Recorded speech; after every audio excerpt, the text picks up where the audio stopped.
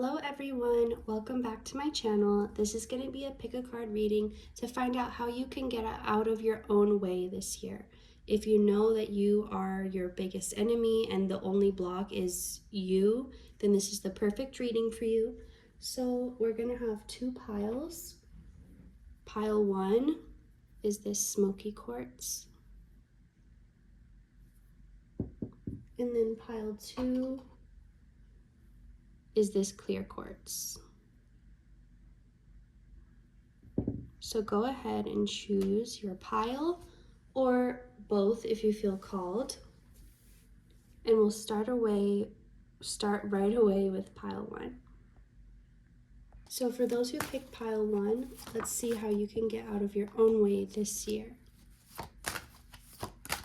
So this is your pile if you are somebody who you get disappointed easily or you get frustrated easily. Like one thing doesn't go right and you're like, well, now it's all ruined. Or now like you have, and maybe that's not how you are in general, but maybe lately you've been feeling more in that energy, just like extra triggered.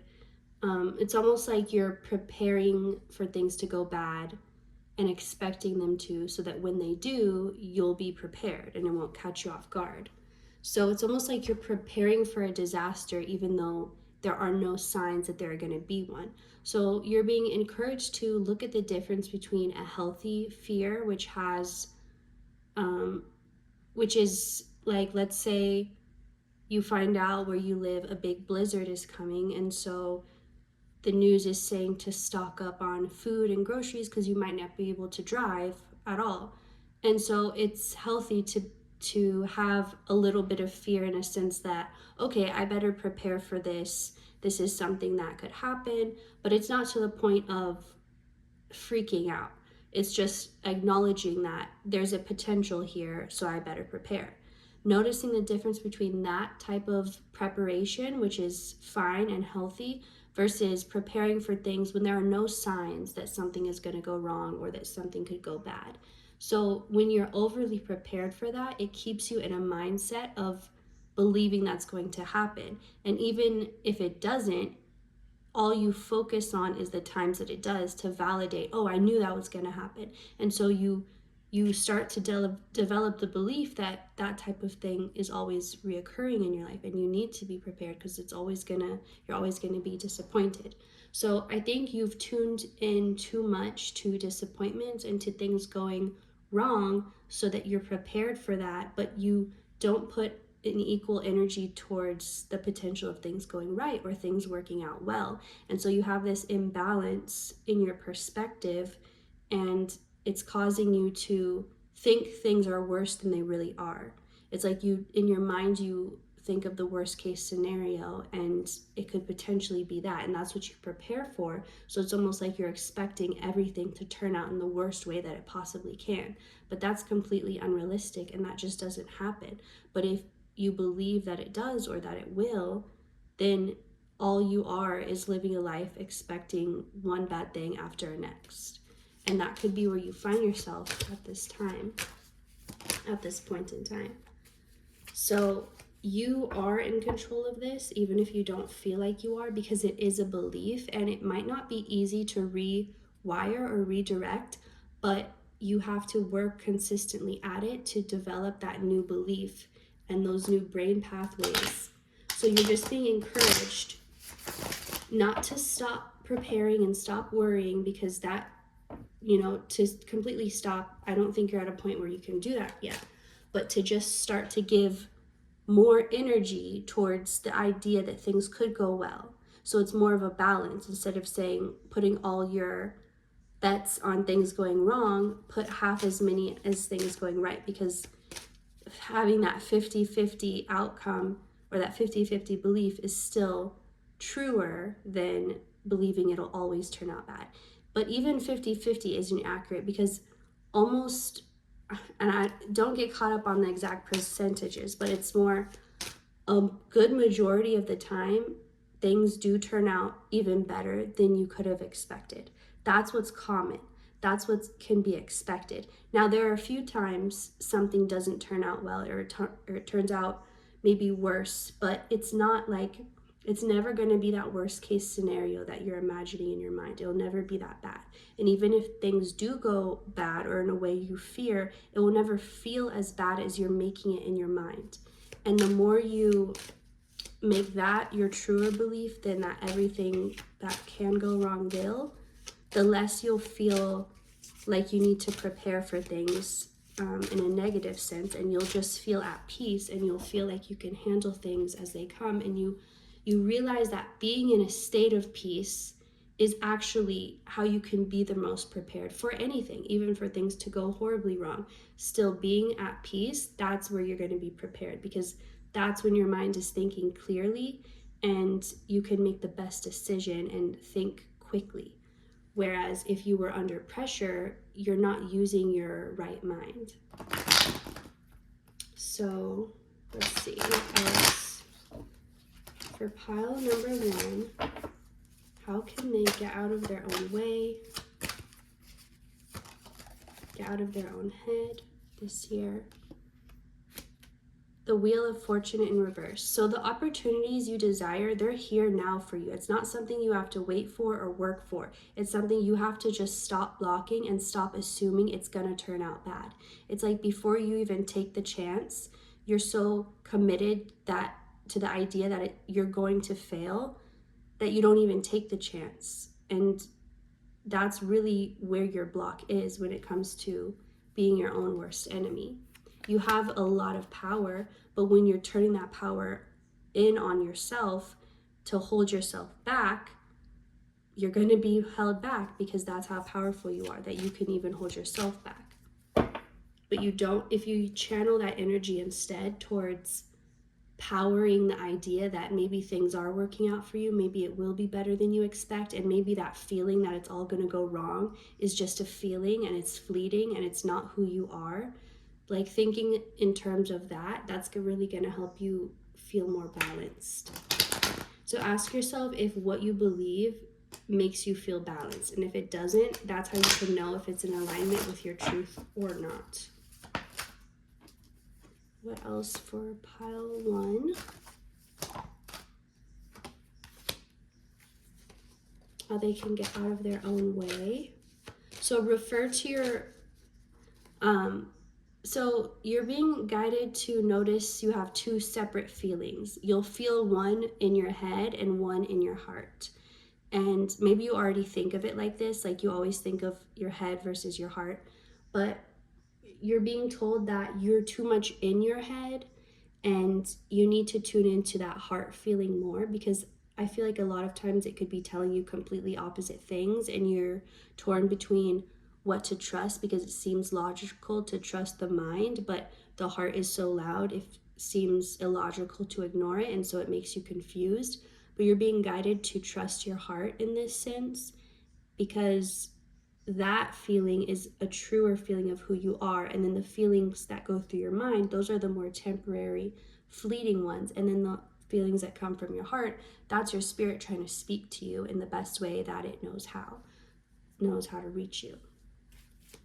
So let's get some from this deck. For pile number 1,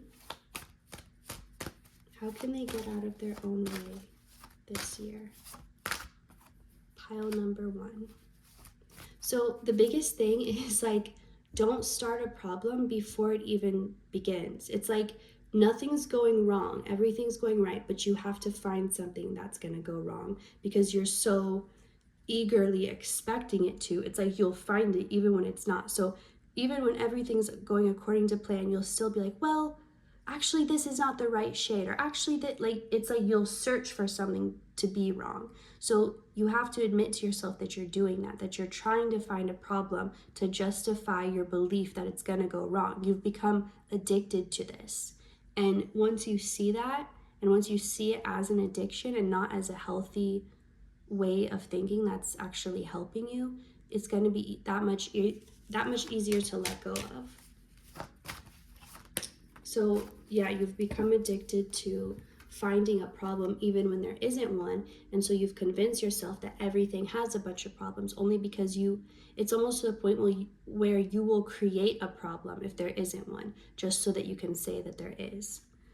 Everything wants to move really quickly for you in life, and it's like you have such strong desires, like, I really hate this, I really want something different, and life wants to give you something different. You just have to stop being like, break the relationship that you've committed to, of committing to things going wrong and committing to finding a problem. Choose instead to commit to finding what's going right, even when it seems like nothing is. Use that same energy and find the one thing that's working out, the one reason why it's all going to be okay. Focus your energy on that, and you will be amazed at how quickly and rapidly things change for the better in your life, because everything's already prepared. It's ready to go. It's just waiting on you to make that mindset shift. So let's get some messages from these dice. Any other messages? 6th house for pile number 1.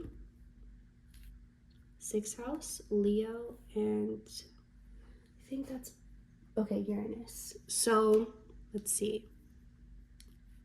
This is asking, this is like confirming what I was saying. So you have a unique ability, a unique way of thinking of things, but you can use that ability in the wrong way. You can use that against yourself, which is what you're doing right now.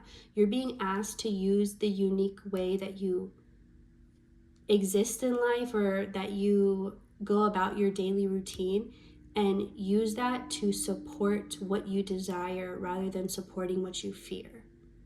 That's the biggest thing for you. Make it a part of your daily routine.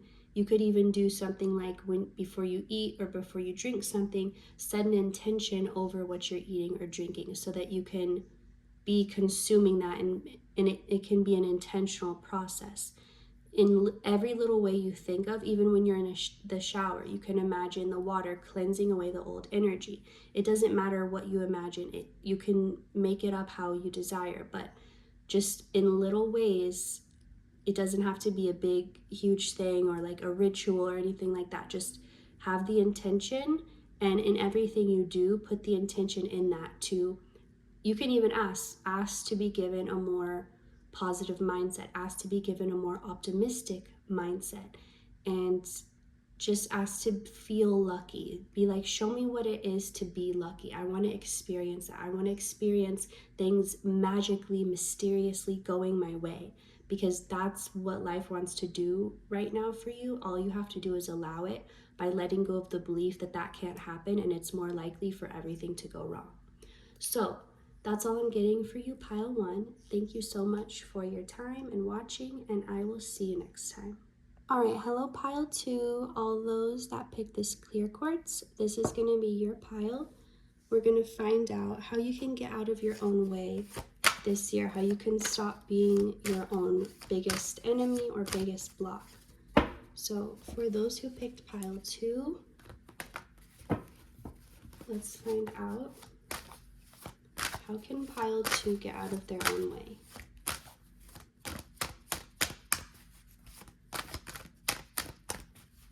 If anything wants to come up. Okay, let's see. Okay, you are just so close is the first thing coming up. You're there, you're nearly there. You're so close, and it's like that fear that comes up when you are so close and you're almost like, wait, it's actually happening? Like, it's for real, it's here? And it's like that last little poof of fears and doubts coming up to be released before that big thing happens. And it's like you've already done the work to change your mindset, to focus on the good, to believe in the impossible, to keep your mind and heart open. You've done that work, but it doesn't mean that you won't still sometimes have doubts. You're being encouraged not to give them much, if any, attention, because you've already passed this test. So it's like you're being given this, but you've already passed it, so there's no pressure. You're taking it all too seriously. You're starting to grasp for control again just after you let it go. So don't be afraid of falling back into your old routines, because you've already overcome that. But just know that this last part of fear is the last that you will experience in relation to whatever this is before you have this breakthrough.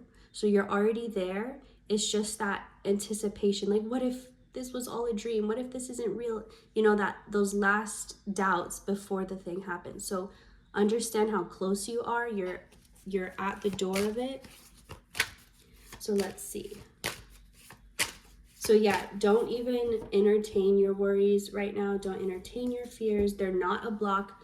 Don't let them convince you they're a bigger problem than they are. You are not in your own way right now. You are not blocking yourself right now.